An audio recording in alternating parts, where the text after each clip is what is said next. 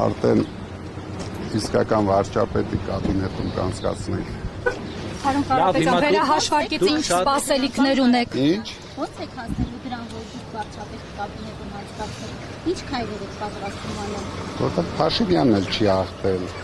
Բայց դուք էլ չեք ախտել, ընդդիմությունը Մենք էլ չենք ախտել, ինքն էլ չի ախտել։ Դրա համար ասում եմ, Վերահաշվարկի արդյունքներից եք, որ Հայաստանին պետք է լեգիտիմ իշխանություն։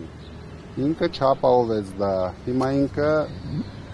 փոստ փչած իշխանություն։ ընտրությունները կեղծված են, ձեր քաղաքական գնահատականը ինչպիսին է, թե ոչ։ Ընտրությունները ամբողջությամբ տապալված են, համ կեղծված են, համ տերորի տակ ընտրություններ չեն անցկացնում։